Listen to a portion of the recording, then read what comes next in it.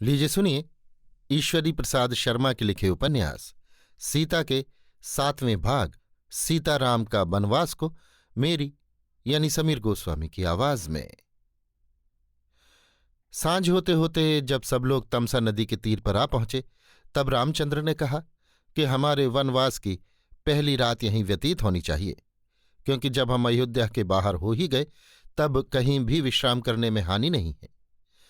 बड़े भाई के ऐसे विचार सुन लक्ष्मण ने भाई और भाभी के लिए कोमल पत्तों की शैया बनाई, जिस पर सीता सहित राम ने विश्राम किया। सुमंत्र और लक्ष्मण रात भर जागते रहे। सारे पुरवासी जो उनके प्रेमवश वहां तक आ पहुंचे थे, थके मांदे और दुखी होने के कारण शीघ्र ही सो गए।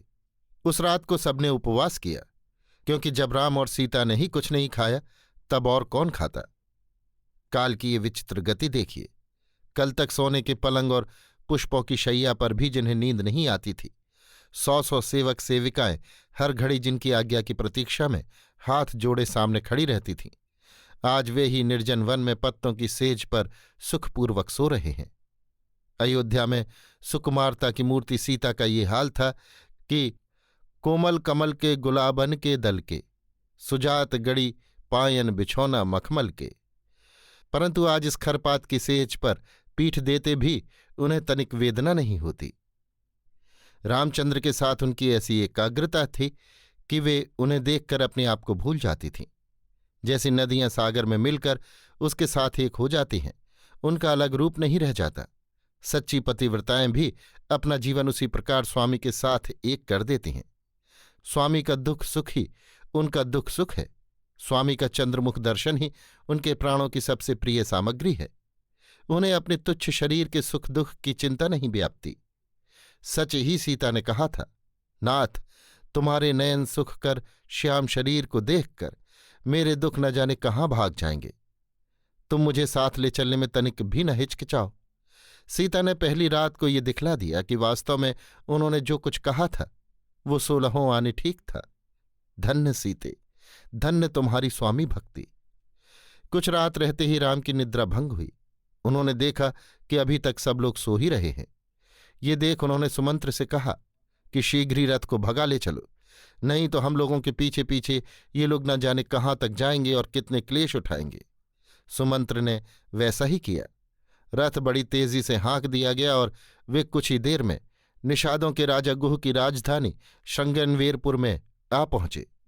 निषादों का राजा गुह रामचंद्र का लड़कपन का मित्र था।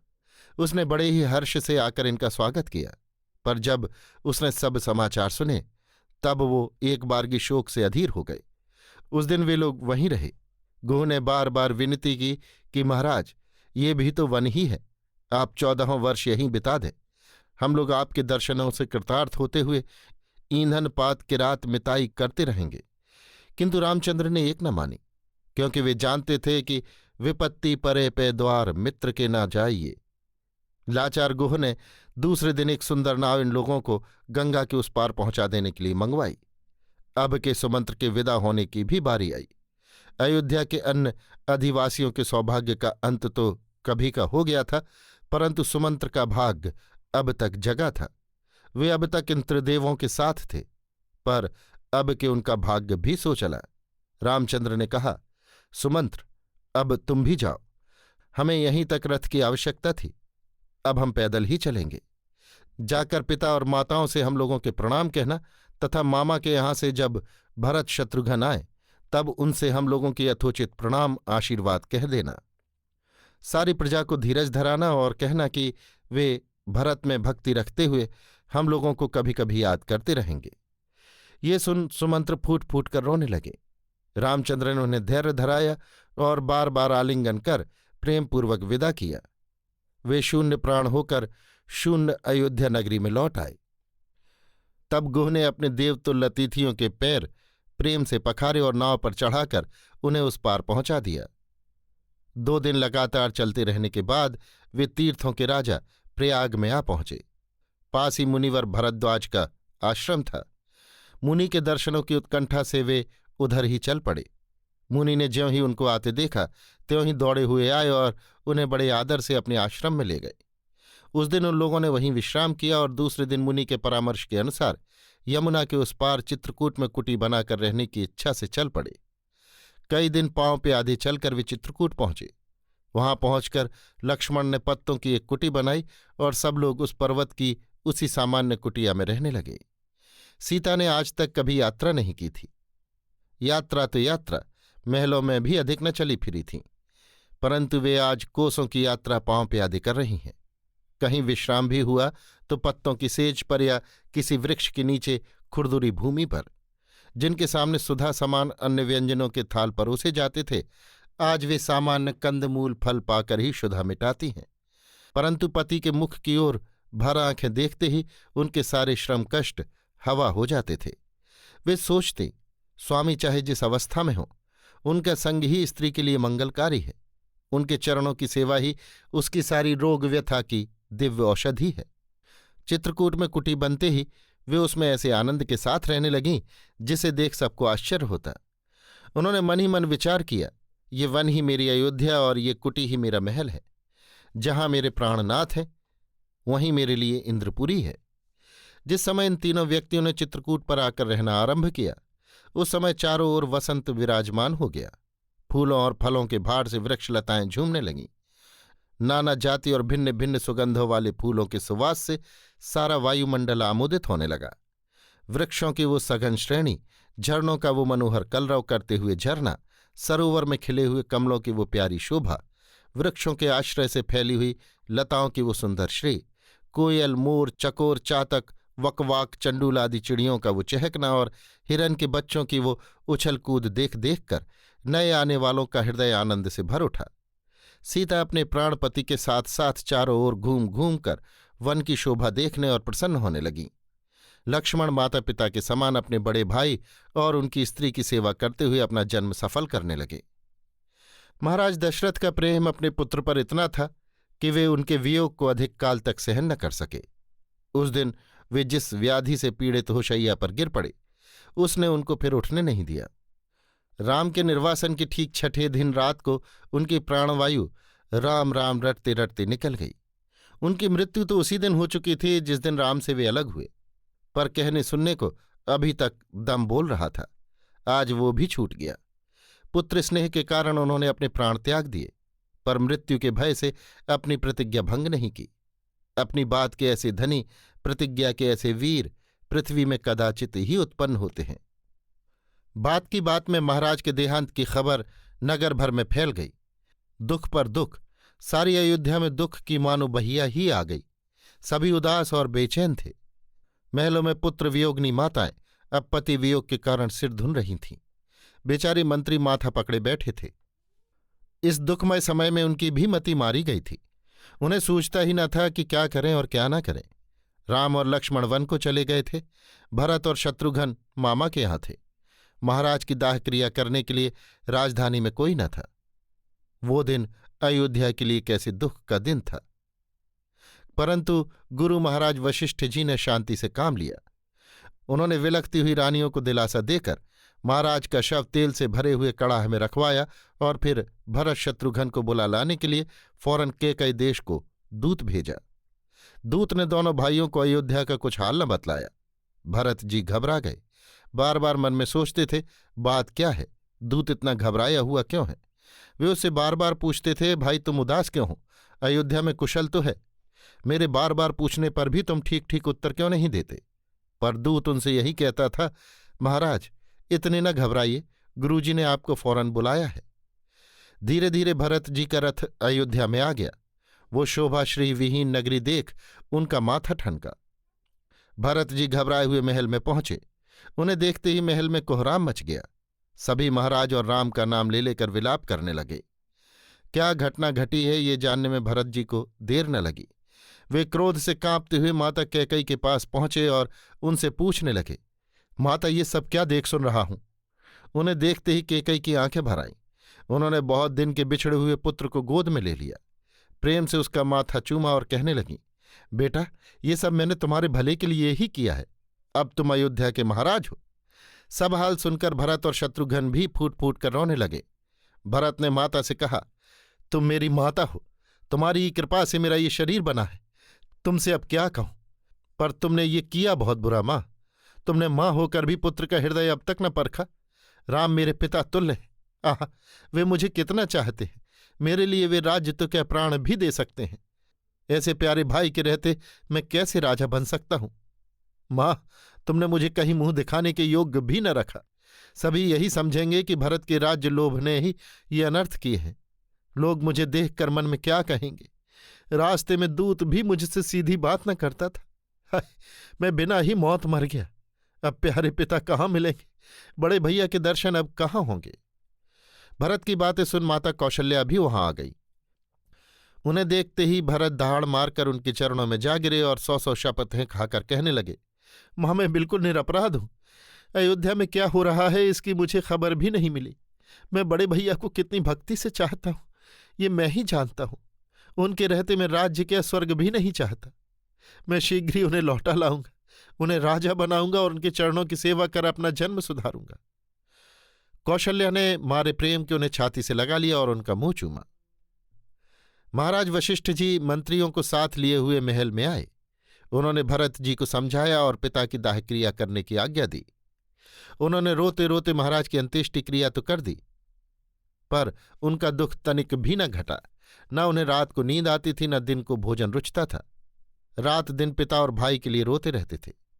पुत्र की ये दशा देख महारानी कैकेयी भी अपनी भूल पर पछताने लगीं। अब उन्हें मालूम हुआ कि दुष्टा दासी के बहकाने से मैं कैसा खोटा काम कर बैठी हूं। गुरु महाराज ने भरत जी को राजतिलक कराने के लिए कितना ही समझाया, पर वे किसी तरह राजी न हुए। उन्होंने गुरुजी से यही कहा, जिस धर्म के पालन के लिए बड़े भैया राजपाट छोड़कर राह के भिखारी हो गए, जिस धर्म के लिए पूज्य पिताजी ने प्राणों का भी मोह त्याग दिया, उस धर्म को त्याग कर मैं क्यों पापी बनूं। थोड़े से राज्य के लिए मैं क्यों अपना धर्म छोड़ दूं। मैं भी तो महाराज दशरथ का पुत्र और राम का भाई हूं। अब तो मैं वन में जाऊंगा, राम को जैसे बने बुला लाऊंगा, उन्हें राजा बनाऊंगा और तब आनंद से उनकी सेवा करूंगा। अब तो मेरे लिए पिता के स्थान पर वे ही हैं। भरत जी को विश्वास था कि बड़े भैया मेरे कारण ही वन को गए हैं। यदि मैं उन्हें लौटाने को जाऊंगा तो वे अवश्य लौट आवेंगे। बस एक दिन उन्होंने मुनियों जैसा भेष बनाया और नंगे सिर नंगे पैर वन की ओर चल दिए। उनके साथ कितने ही नगर निवासी भी हो लिए। महाराज वशिष्ठ जी भी महारानियों, मंत्रियों और बहुत सी सेना लेकर भरत जी के साथ चले। इस प्रकार भरत जी के साथ बेहिसाब आदमी हो गए। धीरे धीरे सब लोग चित्रकूट में पहुंचे। वो भीड़ भाड़ देख पहले तो लक्ष्मण को संदेह हुआ कि सेना सामंतों को लेकर भरत का आना किसी मंद अभिप्राय से ही हुआ है। परंतु जब राम ने समझाया कि भरत जैसे भाई पर तुम्हारा ऐसा संदेह करना भी पाप है, तब वे शांत हुए। नहीं तो वे धनुर्बाण लेकर उनको मारने को ही तैयार हो गए थे। उन्हें इस बात का पता नहीं था कि उनके हृदय में राम के प्रेम की जो नदी उछलती है, उससे कहीं गंभीर और मर्यादा में कितना ही बढ़ा हुआ प्रेम सागर अलौकिक भ्रातृभक्त भरत के हृदय में शांत भाव से लहरा रहा है। आते ही भरत और शत्रुघ्न ने राम के चरणों में सिर नवा, सीता को प्रणाम किया और दोनों भाई बार बार लक्ष्मण के गले लगे। उस समय पिता की मृत्यु का संवाद सुन और भाइयों के इस अचानक मिलन से करुणा, शोक और दुख का जो समुद्र उमड़ पड़ा, उसमें सब लोग डूबने उतराने लगे। तदनंतर भरत ने बड़ी विनय के साथ कहा, भैया, अब आप लोग अयोध्या लौट चलिए। मेरी माता ने दुर्बुद्धि में पड़कर अपना अकाल वैधव्य और हम लोगों का वियोग कराया। अब इस विपत्ति का बोझ तभी हल्का होगा जब आप अयोध्या में पुनः पांव देंगे। राज सिंहासन पर बैठने का अधिकार केवल आपको है। मैं कदापि उस पर पैर नहीं रख सकता। जहां स्वामी के चरण पड़े वहां सेवक का सिर ही शोभा पाता है। फिर मैं किस मुंह से आपके आसन पर बैठूंगा। ना हो तो आप लौट जाइए।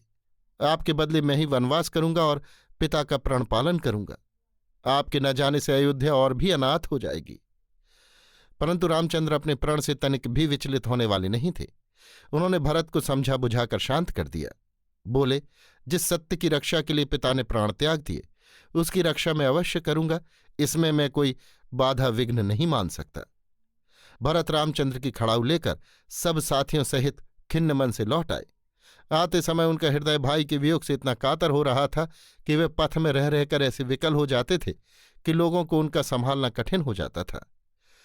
अयोध्या आकर भरत ने राम की खड़ाऊ को राज सिंहासन पर पधराया और आप तपस्वी वेश से नंदीग्राम में रहकर राम के आने के दिन गिनने लगे। शत्रुघ्न राजकाज देखने और यथायोग्य भरत जी से सम्मति लेकर प्रजापालन करने लगे। उस दिन से राम के लौटने तक भरत ने अयोध्या में पांव नहीं दिए। सीता और लक्ष्मण की सेवा से प्रसन्न हो रामचंद्र यद्यपि बड़े सुख से चित्रकूट में अपने वनवास के दिन बिता रहे थे, तथापि वे जैसी शांति और एकांत चाहते थे वो वहां मिलना दुर्लभ हो गया। नित्य भारी भीड़ इकट्ठी होने लगी, अतः वे वहां से चल दिए और अत्रि मुनि के आश्रम में पहुंचे। मुनि ने उन्हें बड़े आदर से अपने आश्रम में पधराया। सीता ने बड़ी भक्ति से उनकी पत्नी अनसुईया देवी को प्रणाम किया। उस समय उन्होंने बड़े प्रेम से आशीर्वाद देते हुए सीता को नारी धर्म का जो उपदेश दिया था वो यद्यपि सीता देवी के लिए व्यर्थ था, क्योंकि वे तो साक्षात पतिव्रत की मूर्ति थीं, तो भी हमारी पाठिकाओं के लिए वे बड़े अनमोल हैं और उनका एक एक अक्षर हृदय पर अंकित कर लेने योग्य है। अतएव हम उसे गोसाई जी के शब्दों में ज्यों का त्यों दिए देते हैं।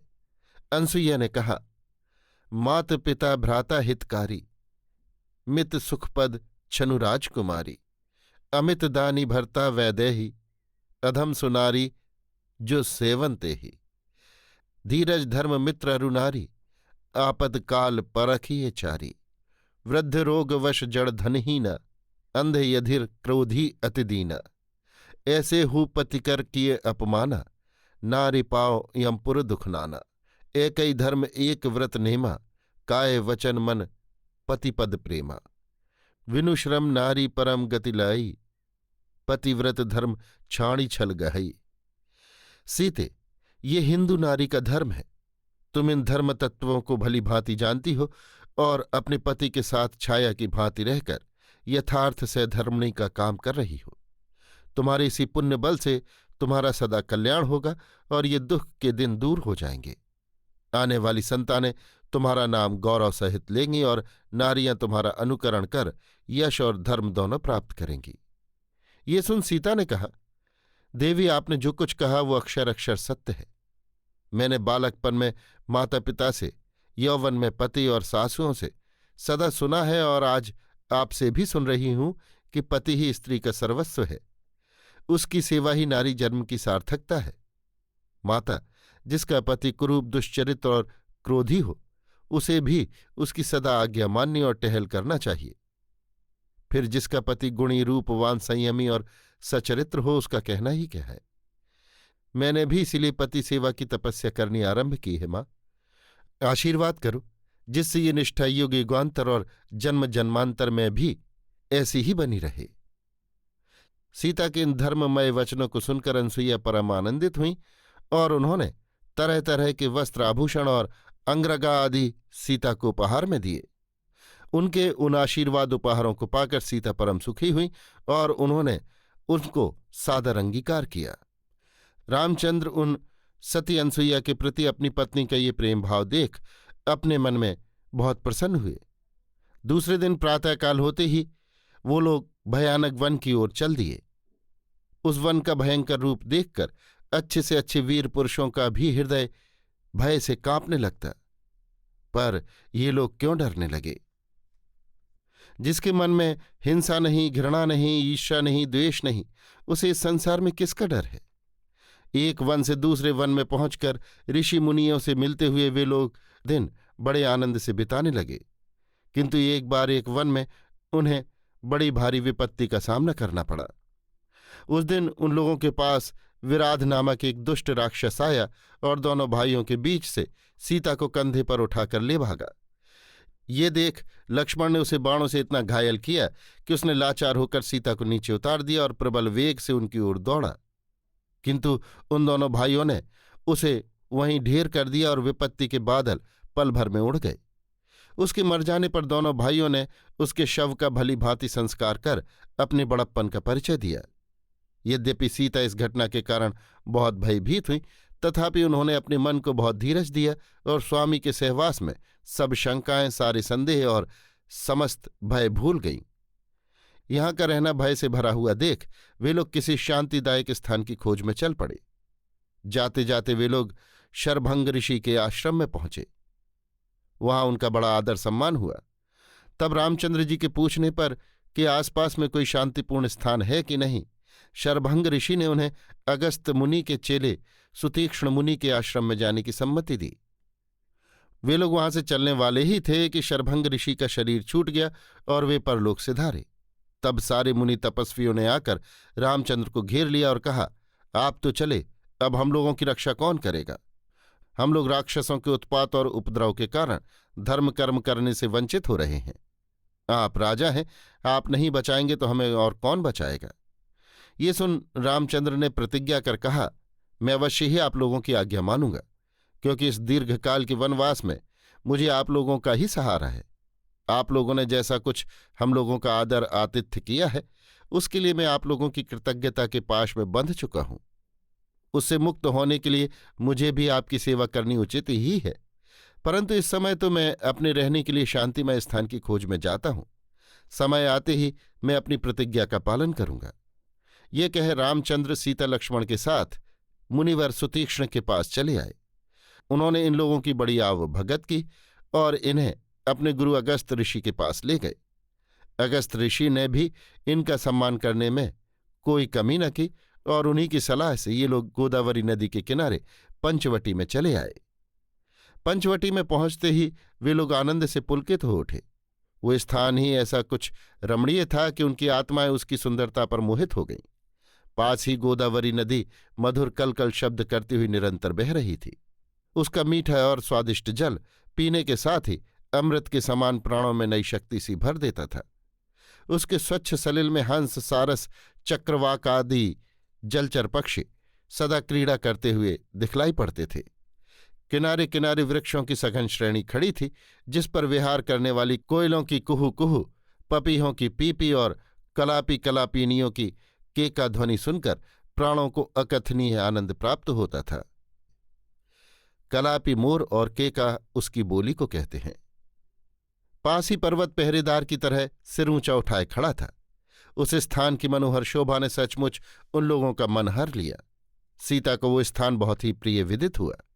उनकी इच्छा वहीं ठहरने की देख रामचंद्र ने लक्ष्मण को एक कुटी बनाने की आज्ञा दी और कुछ दिन वहीं ठहरने का निश्चय कर लिया।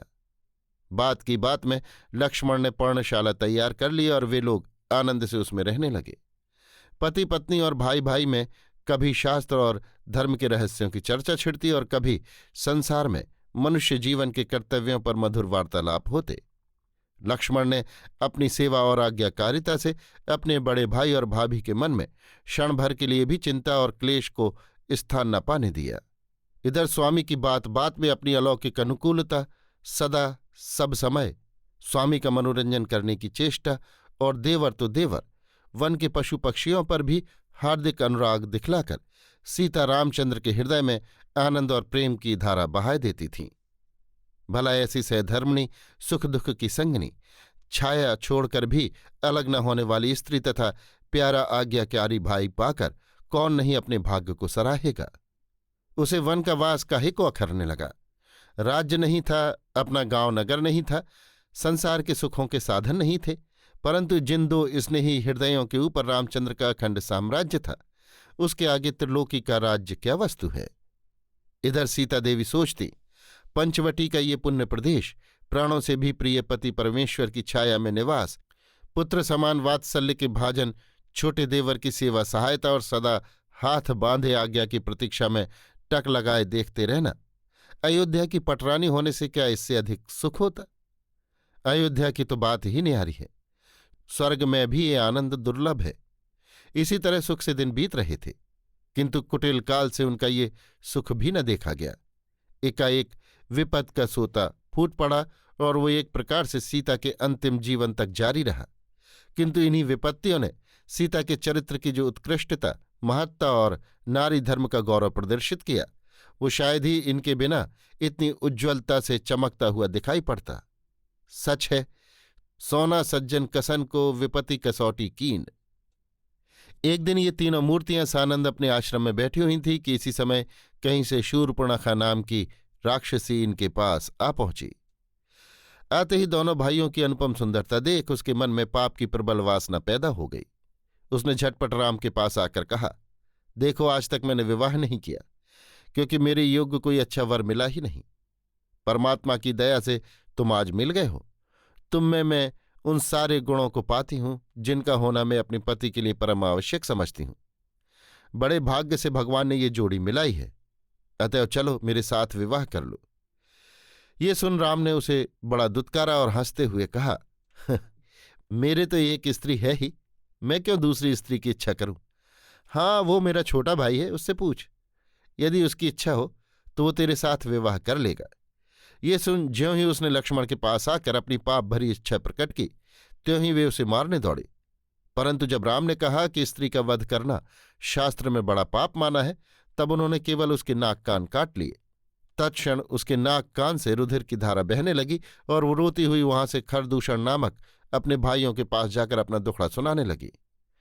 अपनी बहन की ये दुर्दशा देख खरदूषण को बड़ा क्रोध उत्पन्न हुआ और उन लोगों ने उसी क्षण उन वनवासियों को मारने के लिए 14 सहस्त्र राक्षसों की सेना भेजी।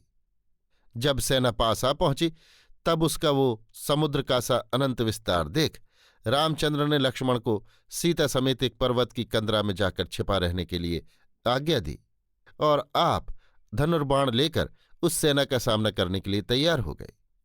फिर तो अकेले राम ने अपनी अपूर्व वाण विद्या के प्रभाव से राक्षसों का ऐसा संहार किया कि एक एक करके वे सभी मारे गए, कोई जीता न लौटा। संग्राम जीतकर जब रामचंद्र सीता और लक्ष्मण के पास आए तब वे परस्पर बड़े आनंद से मिले। सीता के नेत्रों में तो आनंद के आंसू उमड़ आए।